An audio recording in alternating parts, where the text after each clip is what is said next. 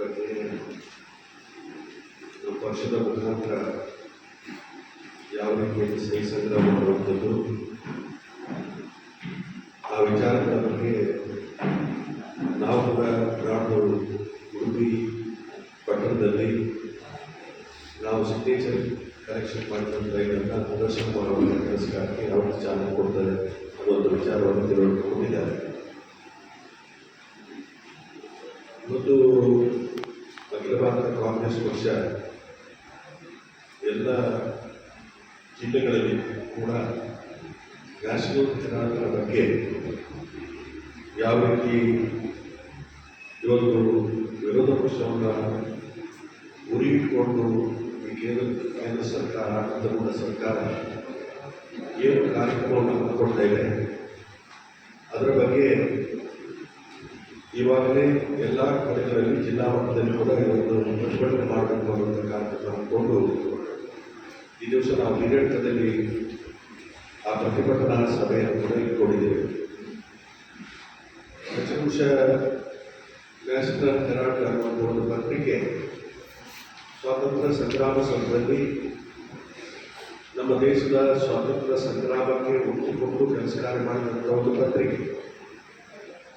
ಈ ಪತ್ರಿಕೆ ನಷ್ಟದಲ್ಲಿರುವಂಥ ಸಮಯದಲ್ಲಿ 90 ಕೋಟಿ ನಷ್ಟದಲ್ಲಿರುವಂಥ ಸಮಯದಲ್ಲಿ ಯಂಗ್ ಇಂಡಿಯಾ ಅನ್ನುವಂಥ ಒಂದು ಇದನ್ನು ರಚನೆ ಮಾಡಿ ಅದರ ಮುಖಾಂತರ ಇವತ್ತು ಆ 90 ಕೋಟಿ ಏನು ನಷ್ಟದಲ್ಲಿದ್ದು ಅದನ್ನು ನಿವಾರಣೆ ಮಾಡುವಂಥ ಕೆಲಸ ಕಾರ್ಯ ಮಾಡಿದೆ.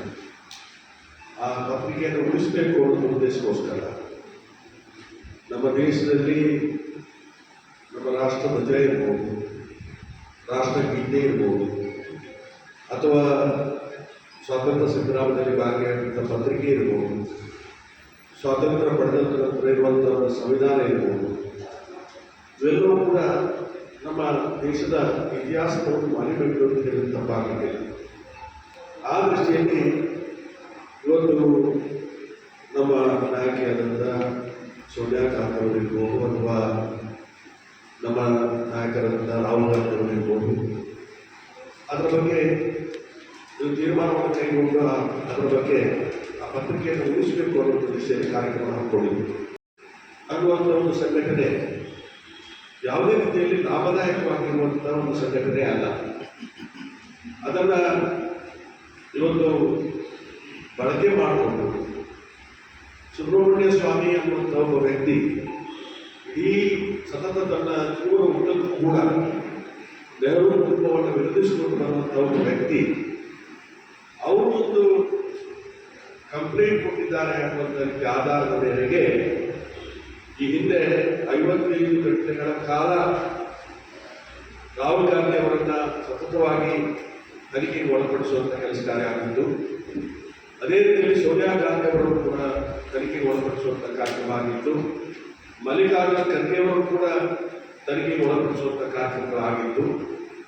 ಈ ರೀತಿಯಲ್ಲಿ ಒಂದು ರೀತಿಯಲ್ಲಿ ಪ್ರಬಲ ವಿರೋಧ ಪಕ್ಷವಾದಂಥ ಕಾಂಗ್ರೆಸ್ ಪಕ್ಷವನ್ನು ಬಗ್ಗು ಪಡಿಬೇಕು, ಇವತ್ತು ಅದೇ ರೀತಿಯಾಗಿ ಅದರ ಮೇಲೆ ಗುಂಪೆ ಕೂಡಿಸಬೇಕು ಅನ್ನುವಂಥ ರೀತಿಯ ಪ್ರಯತ್ನ.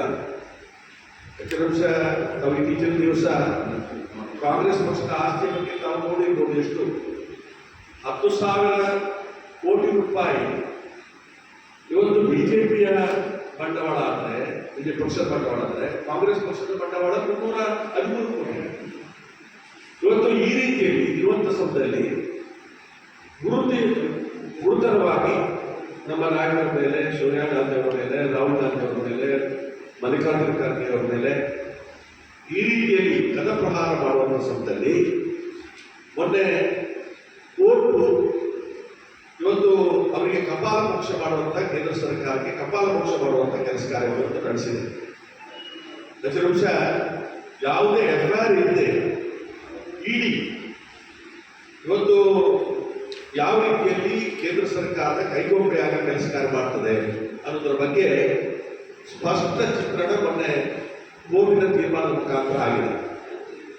ದಕ್ಷಿಣಾಂಶ ಇವತ್ತು ಚುನಾವಣಾ ಆಯೋಗ ಇರ್ಬೋದು, ಇಡಿ ಇರ್ಬೋದು, CBI ಇರ್ಬೋದು, ಅವೆಲ್ಲವೂ ಕೂಡ ಸ್ವತಂತ್ರವಾದಂಥ ಒಂದು ಸಂಘಟನೆಗಳು ಸಂವಿಧಾನ ಪ್ರಕಾರ ರೂಪಿತ ಸಂಘಟನೆಗಳು. ಆ ಸಂಘಟನೆಗಳನ್ನ ಇವತ್ತು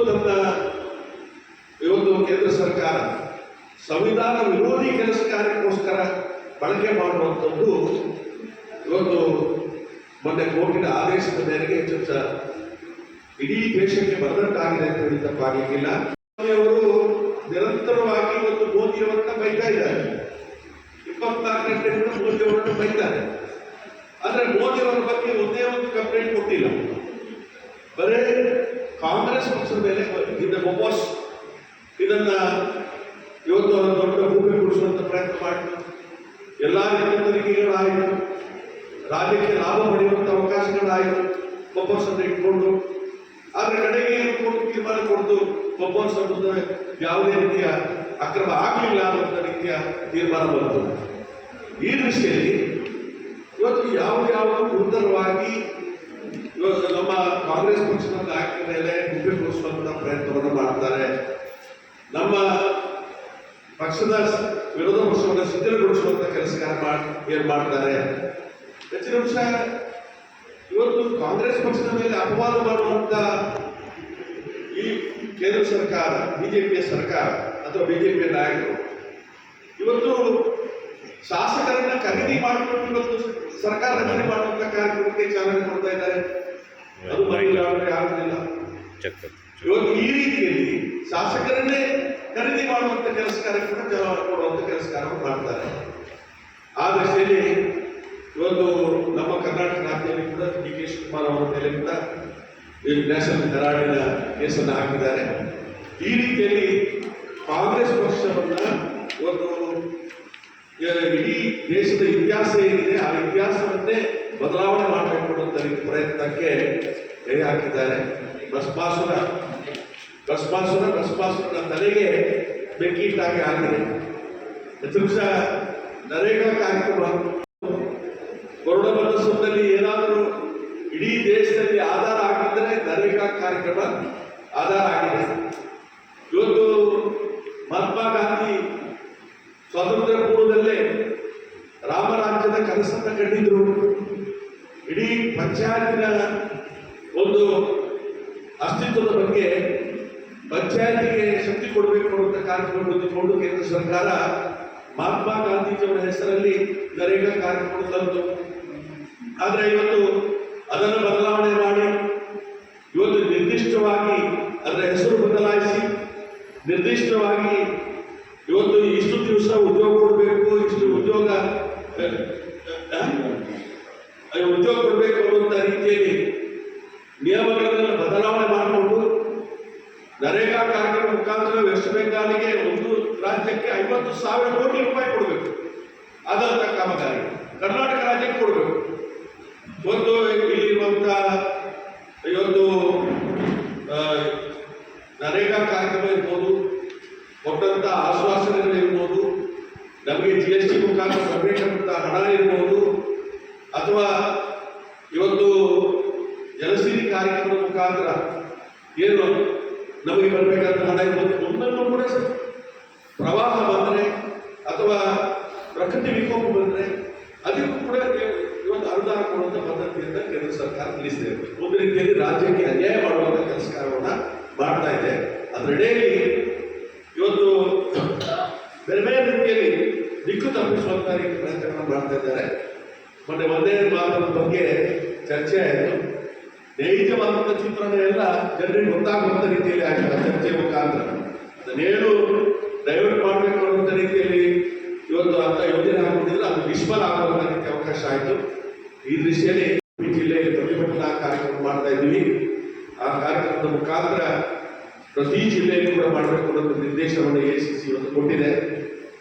ಬೆಂಗಳೂರಲ್ಲಿ ಬೇರೆ ಬೇರೆ ಕಡೆಯಲ್ಲಿ ನಿನ್ನೆ ಮಾಡಿದ್ದಾರೆ. ಇವತ್ತು ಇಲ್ಲಿ ಕೂಡ ಮಾಡುವಂಥ ಕಾರ್ಯಕ್ರಮ ಕೊಡ್ತಾ ಇದ್ವಿ. ಇದನ್ನು ಖಂಡಿಸ್ತೇವೆ, ಪ್ರತಿಭಟಿಸ್ತೇವೆ. ಇದನ್ನ ವಿರೋಧ ಪಕ್ಷವರ ಮೇಲೆ ಇವತ್ತು ದಾಳಿ ಮಾಡುವಂತ, ದಮನ ಮಾಡಲಿಕ್ಕೆ ಮಾಡುವಂತ ಪ್ರಯತ್ನಕ್ಕೆ ಪ್ರಜಾಪ್ರಭುತ್ವ ವ್ಯವಸ್ಥೆಯಲ್ಲಿ ಸಂವಿಧಾನದಲ್ಲಿ ಅವಕಾಶಗಳಿಲ್ಲ.